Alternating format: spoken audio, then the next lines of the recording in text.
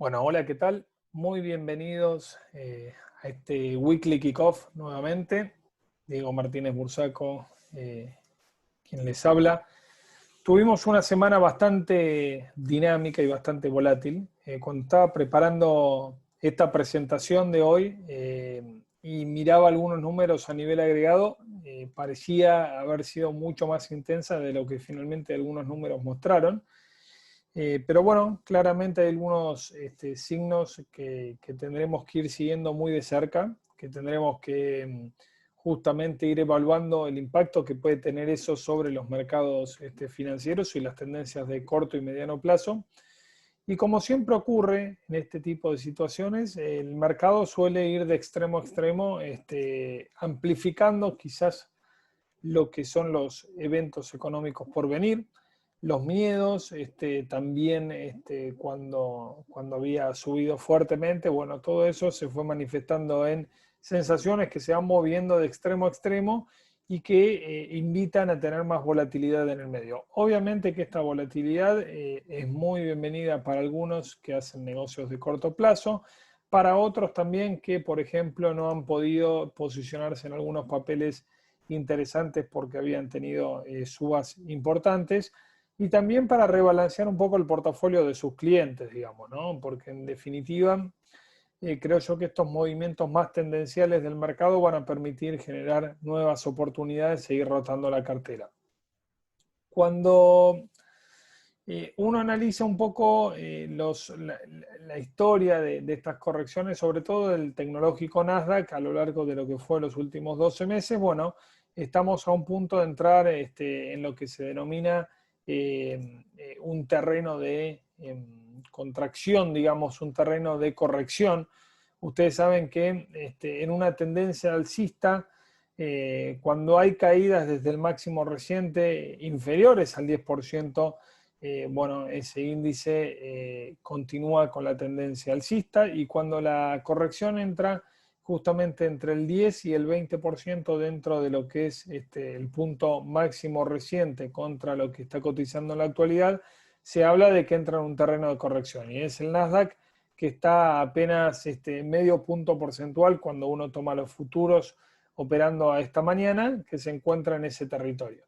Después, cuando técnicamente un mercado o un activo financiero, digamos, baja más de un 20% respecto a su máximo reciente, se dice que hay un cambio de tendencia allí y que estaría entrando en, si venimos de una tendencia alcista, en un mercado bajista.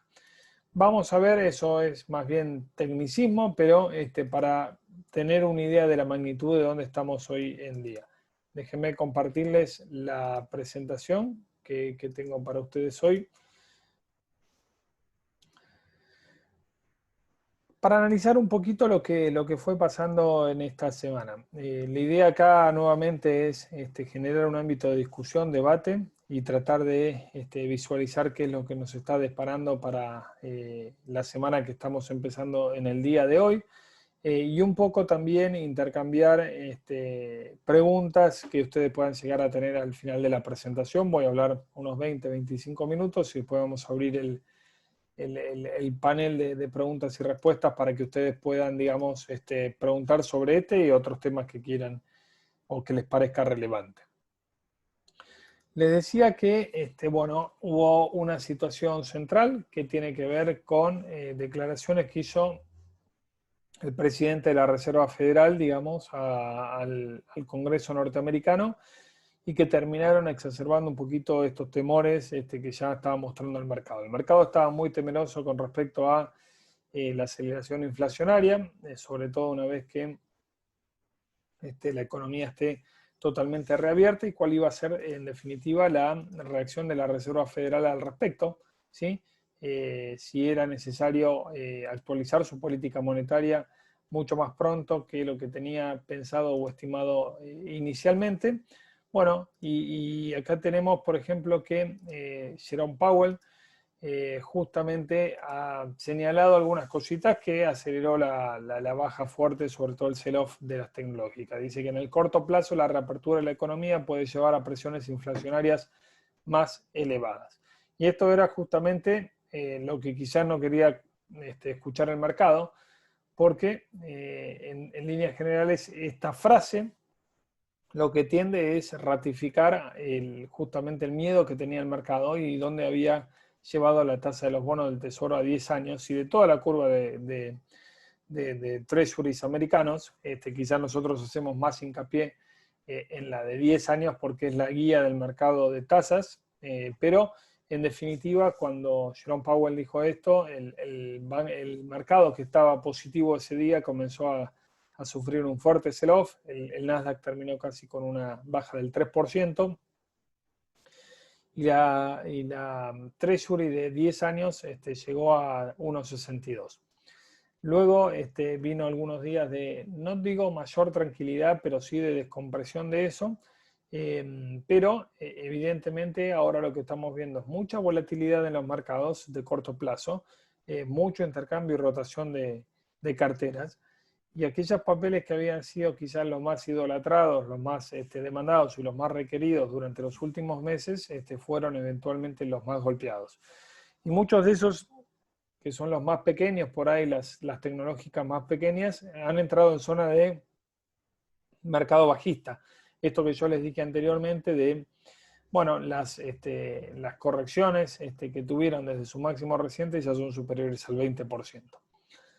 Pero, de vuelta, cuando yo preparé esta filmina, este cuadro, al final del viernes y durante el fin de semana, a mí me había parecido incluso una semana de mercado mucho más agotador de la que fue cuando uno mira a nivel agregado. Fíjense que el Dow Jones terminó subiendo 1,9% en la semana, el Nasdaq 0,1%, ¿sí? El mercado emergente es prácticamente neutro. Brasil, en términos de dólares y medidos por el TF-LWZ, subió un 3,5% y Argentina un 5,2% de retroceso. Esto tiene que ver por la dinámica, bueno, de lo que pasó en la Argentina esta última semana, pero también por cómo está compuesto el ETF-ARGT, que tiene un gran peso de Globant y Mercado Libre, que explican casi el 50% de este ETF. Y en definitiva, bueno, al haber toma de ganancia fuerte sobre las tecnológicas, obviamente esto sufrió más de la cuenta. Ahora, desde el máximo hay una caída de 1,5% el Dow Jones, sigue muy firme bajo la idea de la rotación del portafolio, ¿sí? El Nasdaq, fíjense que lo que les comentaba anteriormente, estaba al cierre del viernes 8,7% desde su máximo y digamos el mercado preliminar hoy, los futuros están cayendo 1,2% del Nasdaq, estamos casi en el 9%, el EWZ cae un 15% desde el máximo, mercados emergentes 8% y Argentina casi 14%. ¿Y qué pasa a nivel de las compañías, de las Big Tech? Yo acá traje las acciones FANG.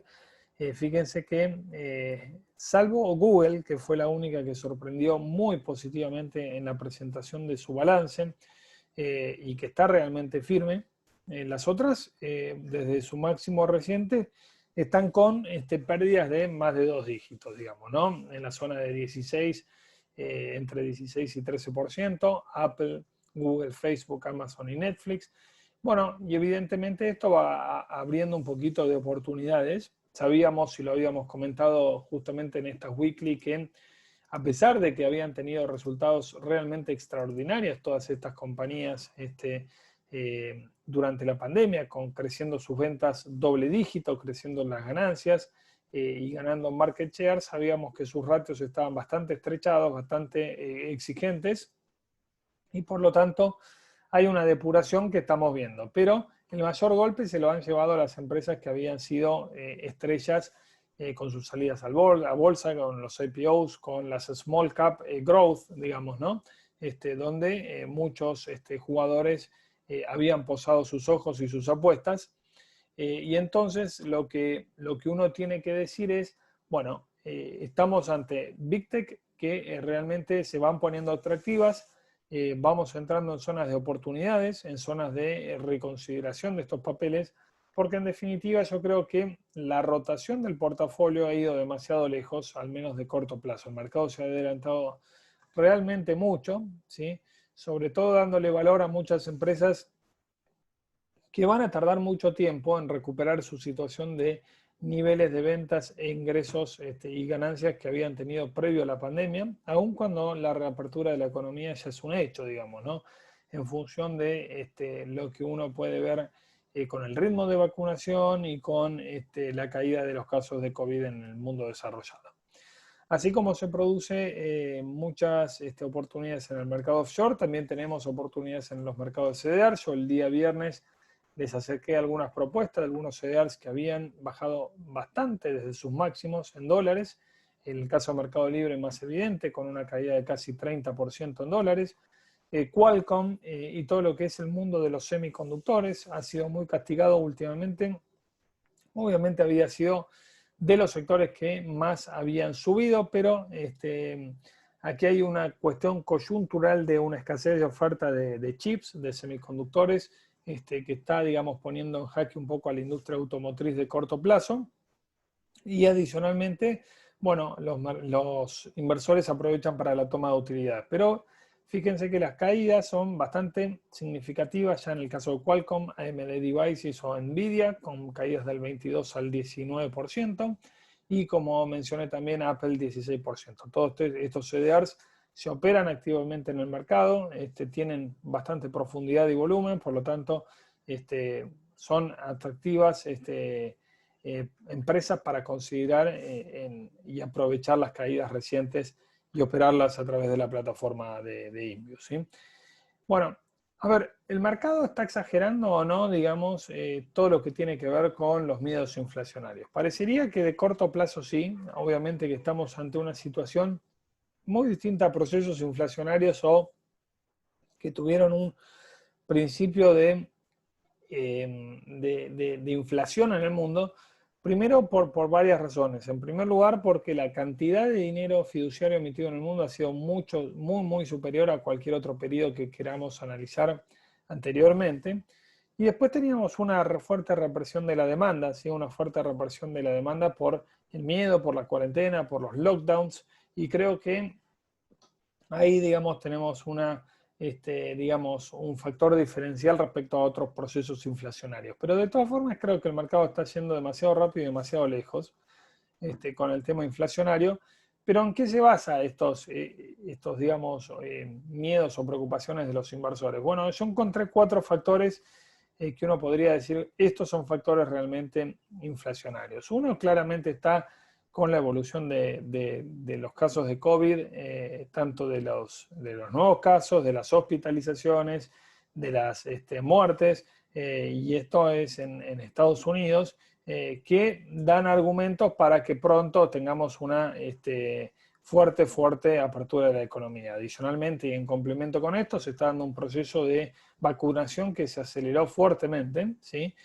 Para que ustedes tengan una idea, el sábado en Estados Unidos, solamente el sábado se vacunaron 2,9 millones de personas, se administraron 2,9 millones de dosis.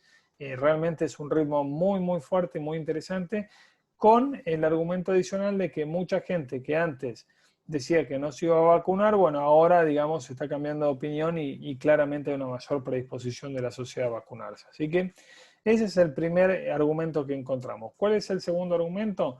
Algo que ocurrió el sábado se concretó, se llegó a un acuerdo el viernes por la noche, es que el Senado aprobó el paquete de 1,9 trillones, o los billones americanos, o los billones nuestros, de dólares adicionales para luchar contra el COVID. En términos estrictamente de mercado y en términos estrictamente del impacto en la economía, esto supone ponerle $1.400 adicionales a las familias americanas mensualmente, ¿sí? Y también estimular con $300 adicionales lo que es el seguro de desempleo. Por lo tanto, vamos a tener mucha más circulación del dinero, mucha más potencialidad de compra, del consumo y de reactivación, y esto también puede ser un factor inflacionario siempre y cuando bueno, la oferta, digamos, ¿sí? De bienes y servicios no avance al mismo ritmo que avanzaría la demanda. Acá yo abro un paréntesis, ¿sí? En este segundo factor inflacionario, y quiero mostrarles esta filmina, ¿sí? Esto es lo que podría ser algo negativo de un factor inflacionario para el mercado de acciones. ¿Por qué? Porque eventualmente podría llevar a un ajuste de la política monetaria mucho más temprano de lo que tenía priceado el mercado. La contracara de esto es que todos estos planes de estímulo, todas estas ayudas que fue dando fuertemente en los gobiernos, especialmente en Estados Unidos, han elevado tremendamente la tasa de ahorro en los países desarrollados. Fíjense que este es el exceso de ahorro sobre el porcentaje del PBI, algo que está en 7,2% el ahorro global de Estados Unidos, que es una bestialidad. Es decir, que la plata que fue, digamos, al bolsillo de la familia, ya sea por miedo, por no recuperar el trabajo o por otros motivos idiosincráticos, no se han terminado de gastar, ¿sí? No se ha terminado de consumir, y esto ha generado, digamos, un ahorro extraordinario, unas tasas de ahorro como nunca antes se ha visto, y esto es positivo porque parte de ese ahorro también puede ir al mercado de valores, ¿sí? Obviamente que la probabilidad de que vaya al mercado de valores es menor que la que teníamos cuando teníamos justamente estas restricciones muy fuertes de la apertura económica, pero eventualmente parte de este flujo podría ir a una reflación también de activos financieros. Entonces, quizás esta es de los factores inflacionarios a considerar el menos malo para el mercado de acciones, ¿sí? El tercer factor inflacionario que encontramos es el mercado laboral en Estados Unidos. El mercado laboral en Estados Unidos ha mostrado un muy robusto dato de fortaleza el viernes pasado, que yo les acerqué por el canal de Research, donde en febrero se crearon más de 300.000 empleos netos, cuando el mercado está esperando 180.000 empleos. Y también había cierta duda de cómo había sido el impacto de la segunda ola de COVID justamente en la creación de empleo y en la tasa de desempleo. La tasa de desempleo bajó del 6,3 al 6,2%.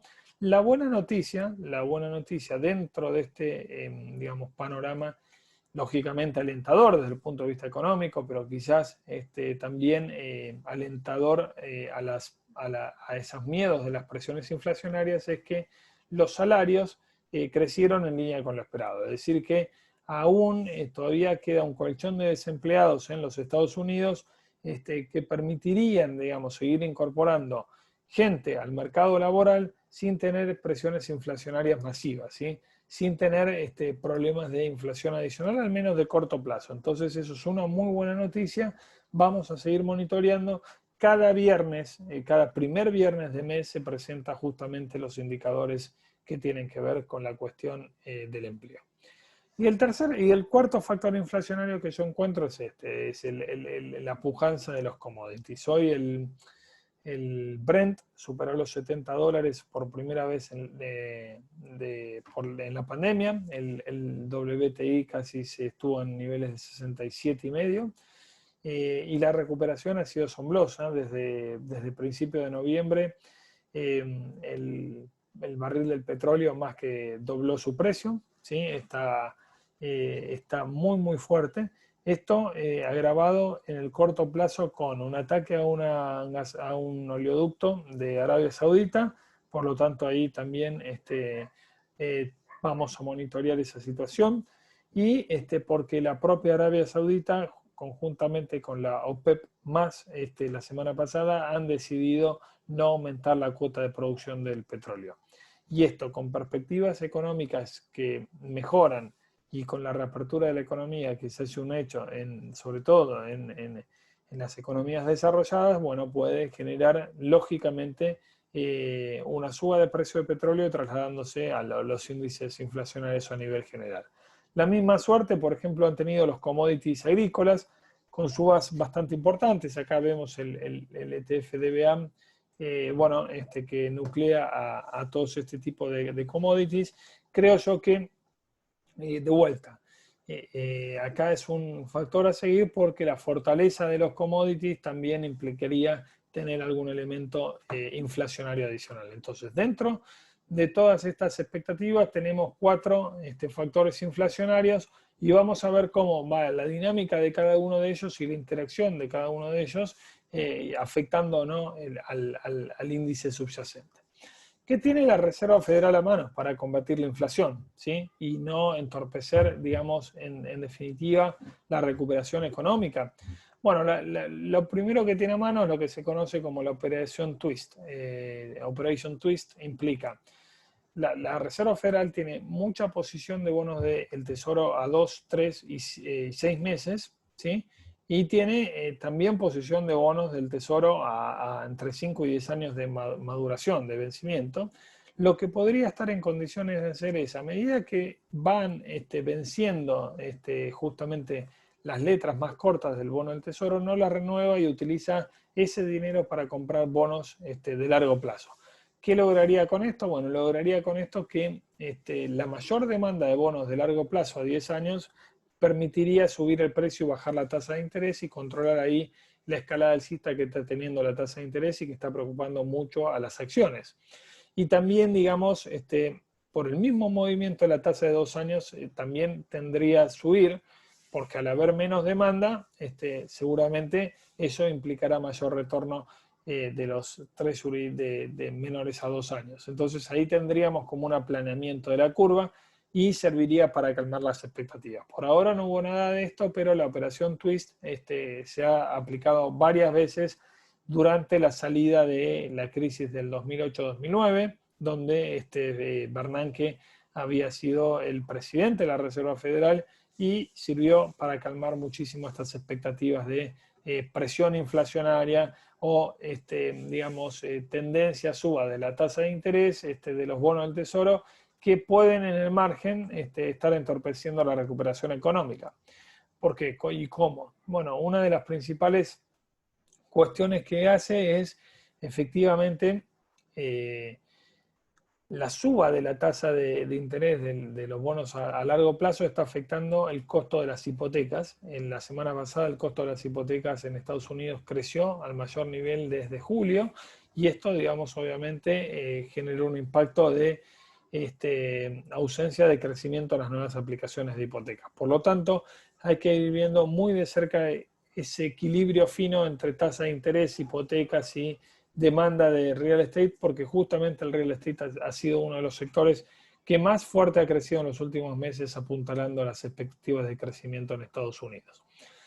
Cuando vemos la capacidad de acción que tiene el Banco Central norteamericano para hacer esta Operation Twist, bueno, obviamente está muchísimo más limitado que en otras oportunidades. ¿Por qué? Porque la cantidad de bonos del Tesoro americano que tiene justamente la Reserva Federal son muchos, digamos. Fíjense que es la línea roja, tiene aproximadamente 3.1 trillón de los bonos totales.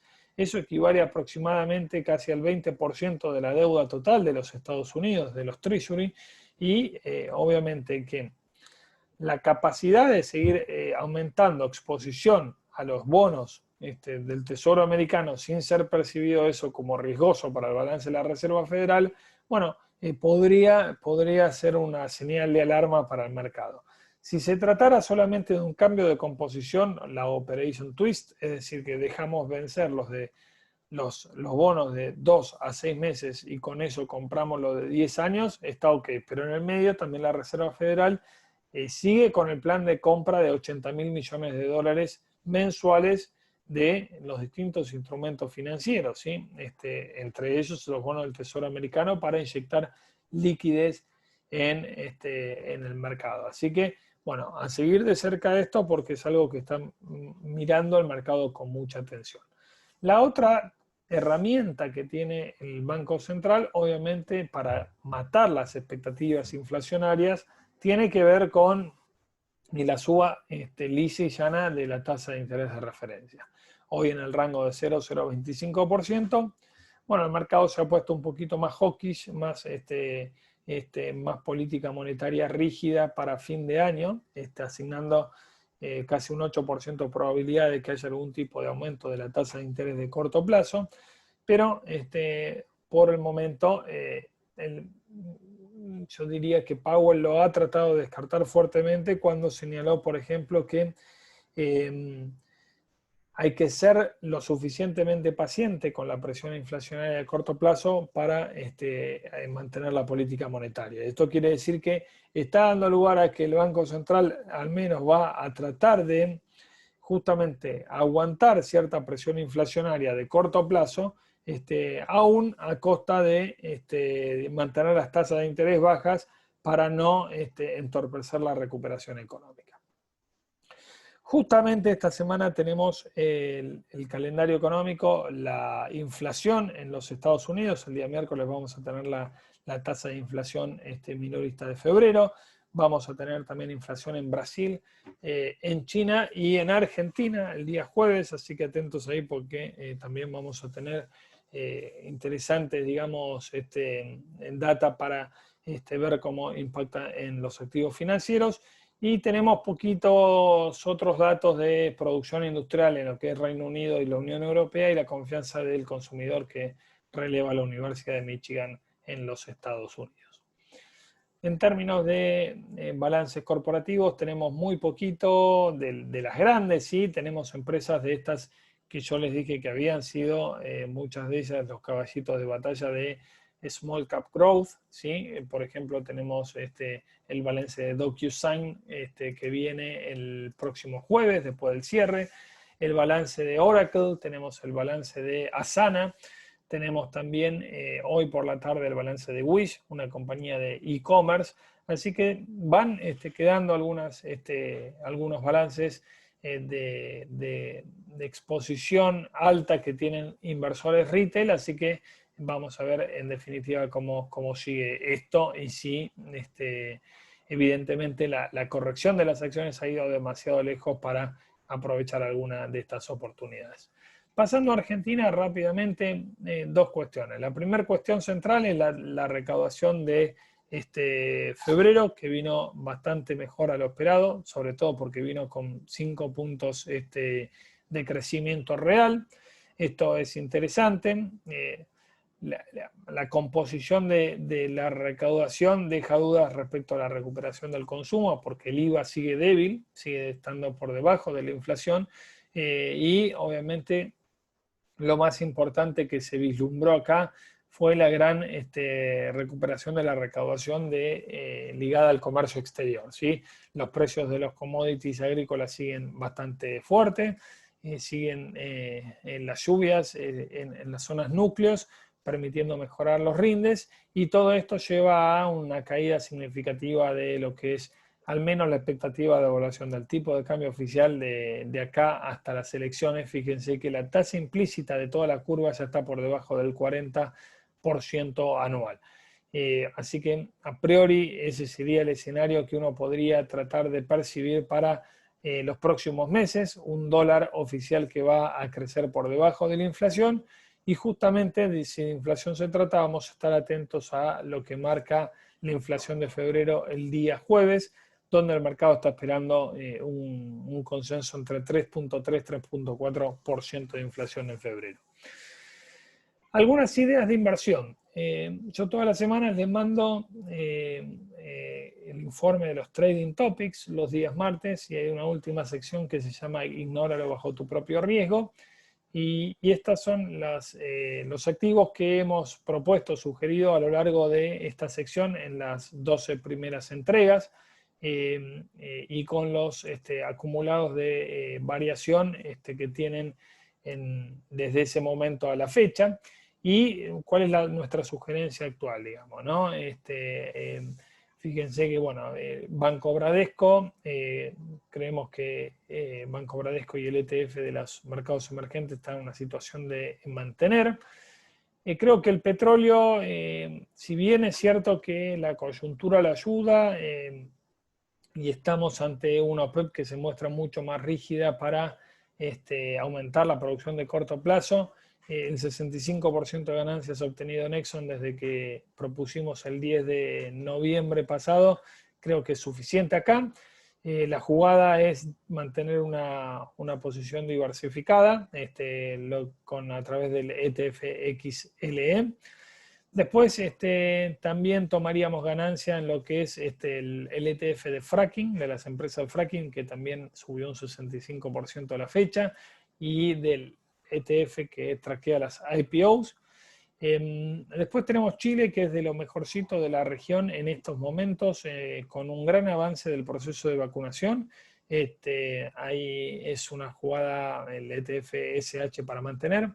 Todo lo que es China nos sigue gustando, ¿sí? Estuvo muy volátil en las últimas semanas, tanto acciones en particulares como el ETF de acciones chinas, el FXI y Alibaba, son dos activos que están relativamente baratos, más considerando que el crecimiento del PBI de China apunta a un mínimo de 7% para este año. Luego de las últimas dos recomendaciones, que son Vale, Río 2 y Mercado Libre, creemos que las dos están en una muy buena situación de adquisición. Los dos CDRs tienen mucha liquidez en el mercado. Vale permite seguir jugando todo lo que es la recuperación del precio de los commodities y la rotación de carteras mediante la perspectiva de justamente recuperación de la economía global, y Mercado Libre creo que el castigo ha ido demasiado lejos y que es una muy buena oportunidad para posicionarse en esta empresa que realmente está diversificando fuertemente sus negocios. En lo que es Argentina puro, la semana pasada les presenté una cartera de bonos puro pesos para jugar la apuesta del carry trade y el cash management. Creo que si efectivamente la inflación de febrero que traquea el INDEC está por debajo del consenso y se ubica más cerca del 3% mensual o incluso menos, estos bonos a tasa fija, los TO, los BONTE 2021 y 2023 pueden ir comprimiendo más porque tienen hoy una TIR del 44 y 45% con una duration que va de medio año a 1,5. Obviamente que acá el riesgo es el riesgo FX, el riesgo cambiario, pero para, digamos, quienes están viendo negocios en la parte de la curva en pesos, podría hacerse un arbitraje de los bonos cortos con ser en pesos contra los TEOs si efectivamente el dato de inflación sorprende positivamente. Y también ahí agregamos el de Badlar, que está cotizando el TB21, cotizando a 43% de TIR, considerando las tasas que hay en el mercado en pesos, bueno, siguen siendo atractivas para quienes quieren tener una parte del portafolio así. Finalmente, las acciones han sufrido bastante en respuesta de dos cosas. En primer lugar, el discurso político que está adoptando el gobierno con, digamos, pocas certezas de señales para el sector privado, con una economía que va a rebotar casi 6% este año seguramente, pero que si no repone el stock de capital que se consumió, es muy poco probable que siga ese crecimiento. Y tenemos también el ruido político delante. Y adicionalmente, bueno, todo lo que es el delay de lo que son ajustes tarifarios está pegando de lleno en muchas empresas del sector, con pocas perspectivas, así que por el momento el Merval está en un pronóstico reservado, básicamente porque está en la zona de $306 y, bueno, estamos ante eventualmente la llegada de los balances. Llegó el balance de YPF, es un balance bastante débil, con ventas que crecen por debajo de lo esperado, la producción que no termina de arrancar, un cuarto trimestre muy débil, y la generación de EBITDA también fue bastante floja. Entonces, esta semana vamos a tener bastante actividad en términos de balances corporativos de las principales empresas argentinas. Así que en la medida que vayamos viendo situaciones interesantes, vamos a ir comunicándoselas si hay oportunidad de invertir en alguno de estos papeles, pensando un poco más en el mediano plazo, sabiendo que estamos entrando a un nivel bastante atractivo, pero con mucha incertidumbre en el medio. Bueno, con esto vamos a terminar la presentación estrictamente. Nos quedan ahí 10 minutos para hablar de preguntas y respuestas sobre esto, la presentación. Pueden hacerla por el chat o pueden hacerla abriendo sus micrófonos. No hay ningún problema para intercambiar ideas.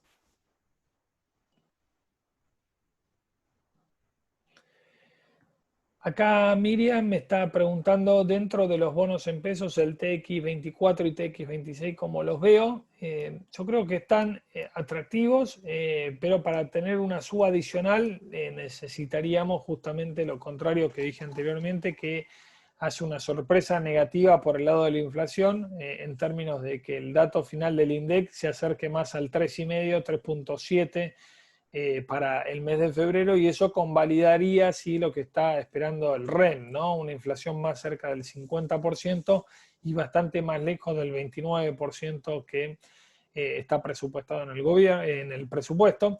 Yo creo que el gobierno está tratando de converger hacia una inflación del 40% anual, manteniendo el tipo de cambio atrasado en términos de la inflación y con los ajustes tarifarios mucho más con delay en el tiempo, digamos. Así que creo que ahí el dato justamente de inflación de febrero nos puede dar una pauta sobre si hay valor todavía para seguir comprimiendo spread en el TX26 y TX24. También para los que quieren un poco más de riesgo, apostando a una inflación, aceleración inflacionaria, el discount en pesos es uno de los pocos bonos que todavía no logró sumarse a la velocidad de compresión que lo hicieron los TX. Juan Manuel, bueno, acá me agradece la presentación, gracias Juan Manuel, y me pregunta de qué dependerá de que se active el plan twist por parte de la Fed. Yo creo que básicamente dependerá del nerviosismo del mercado, Juan Manuel. Si el mercado sigue muy inquieto en cuanto a las volatilidades de las cotizaciones de los activos de riesgo, y vemos una escalada alcista de la tasa del bono del Treasury por arriba de 1,65, 1,70, es muy probable que ahí haya algún anuncio más importante de la Reserva Federal para moderar estas expectativas, porque de vuelta, digamos, ¿no? Si bien estamos partiendo de niveles muy, muy bajos de tasa de interés en relación a los promedios históricos, la suba de la tasa de interés tan violentamente puede interferir justamente en justamente en la recuperación económica. Así que atentos con eso porque, bueno, estamos ante una situación en donde evidentemente la volatilidad obligará a la Fed a actuar con mucha menos parsimonia de la que se ha mostrado Jerome Powell el otro día en el Congreso. Me preguntan la tasa de los plazos fijos, TEA está aproximadamente en 43,98, partiendo de una TNA de 33,25. ¿Realmente convienen los bonos? Bueno, a ver, yo los bonos, esto lo que presenté es básicamente para alternativas del cash management. ¿Por qué digo esto? Porque hoy el cash management de los bonos los fondos comunes de inversión tema cero, los de liquidación y suscripción inmediata, están rindiendo en torno al 30 y 32% del TNA, digamos, ¿no? Entonces acá podemos obtener algo mucho más atractivo a la espera de oportunidades en el mercado de CDRs o en el mercado de activos argentinos, ¿sí? Obviamente que las tasas en términos de inflación esperada dejan mucho que desear, son negativas en términos reales por el momento, y lo que te da la ventaja de los bonos respecto al plazo fijo es la liquidez inmediata, ¿no? Porque justamente en momentos de tanta volatilidad se pueden ir dando oportunidades muy atractivas, pero se necesitan los fondos. Entonces, para ello es necesaria la liquidez y por lo tanto muchas veces conviene, digamos, resignar un poco de tasa de interés para tener esa liquidez posible ante oportunidades de mercado. Adriana me pregunta, bueno, me agradece la presentación, gracias a vos Adriana. Respecto a la Fed, también compra bonos de deuda corporativa americana. Si es ahí, ¿cómo influye esto? Sí, compra bonos americanos de deuda corporativa AAA. Y también la innovación, si se quiere, que ha adoptado la Reserva Federal durante esta gran inyección es que también ha comprado participaciones de ETFs, ¿sí? Y por ejemplo, el ETF el LQD, que es el ETF más grande en términos de bonos corporativos de grado de inversión, bueno, es ahí donde opera mucho la tasa de interés o el rendimiento para que justamente el financiamiento capital de trabajo de las empresas no se vea deteriorado. Entonces, ahí también, digamos, hay un trade-off importante. Vimos en las últimas semanas que algunos de estos ETFs que invierten en bonos de corto plazo o en bonos un poquito más de mediano plazo de alta calidad crediticia han bajado, por lo tanto ha subido el rendimiento, y hay que ver cómo va pegando marginalmente esto en las condiciones de liquidez que hay en el mercado. De todas formas, yo te diría que por ahora el mercado de bonos corporativos no se vio, digamos, disruptivo de ninguna manera, pero obviamente que la escalada de los bonos del rendimiento al Treasury de 10 años está impulsando caídas en precios de los bonos para acomodar los rendimientos a la nueva realidad. Y por eso la Fed yo creo que debería mandar alguna señal un poco más contundente para tranquilizar esto y que realmente no pensemos que la inflación se pueda salir de las manos y después la Reserva Federal tenga que subir agresivamente la tasa de interés de forma desordenada, y eso generaría expectativas muy negativas.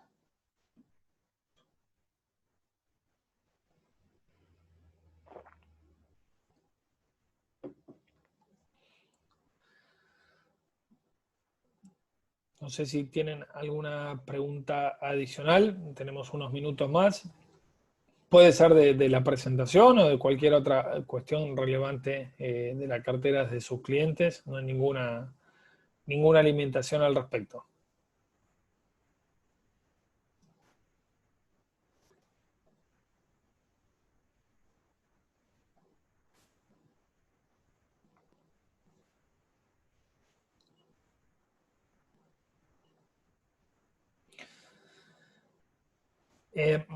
Acá me preguntan, respecto a lo que comentaba los bonos corporativos, entonces la intervención de la Fed los hace subir. Claro, la idea de la Fed es que las intervenciones del mercado, ya sea en el mercado de treasuries o en el mercado de bonos corporativos, la idea de la Fed es ir alineando, digamos, ¿sí? Las tasas de corto, mediano y largo plazo con su tasa de referencia de la Fed Fund, ¿sí? Que es la de cortísimo plazo. Entonces, en la medida que eso ocurra, digamos, aumenta la demanda de los títulos y les baja el rendimiento. Es así como opera para justamente tener tasas de interés acordes a lo que cree la Fed, son necesarias para justamente poder garantizar este financiamiento barato.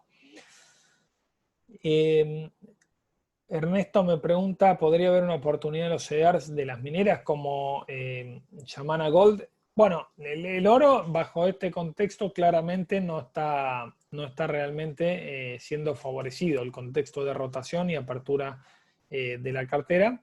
Pero de vuelta, como yo digo todo,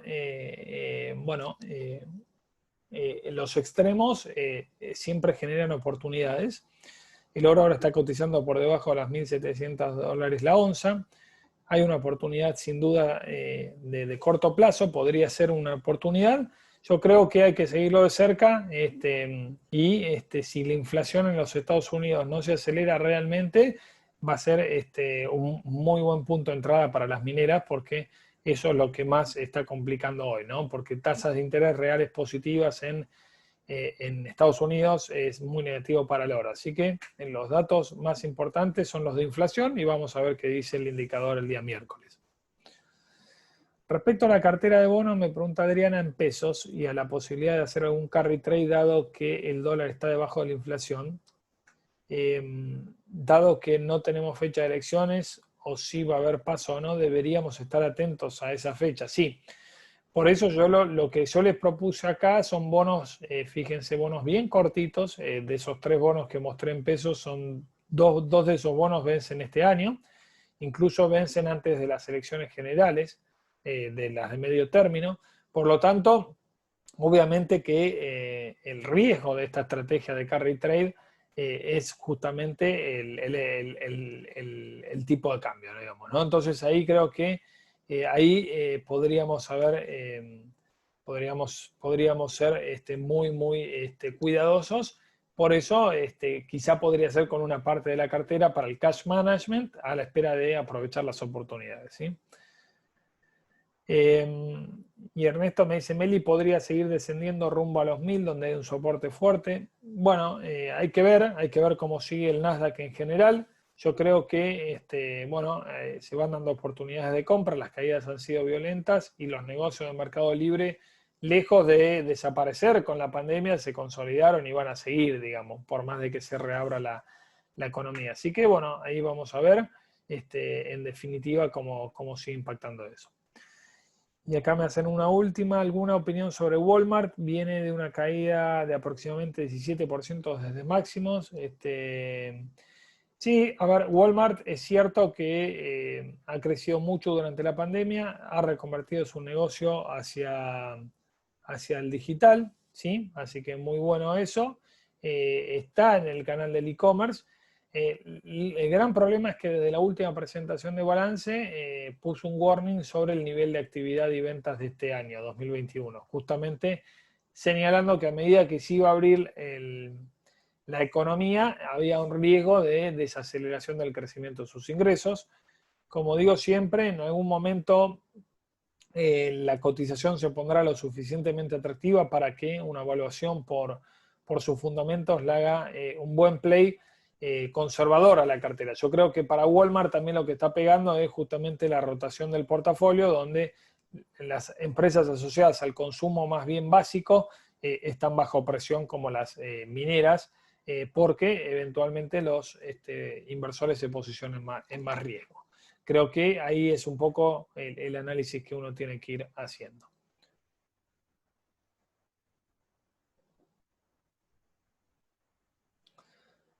Bueno, siendo las 10:17 de la mañana, me parece que estamos bien, no quiero quitarles más tiempo. Cualquier cosa o consulta adicional me la hacen saber por los canales de research. Que tengan todos una gran semana y cuando tengamos la grabación se las pongo a disposición. Un saludo y buena semana.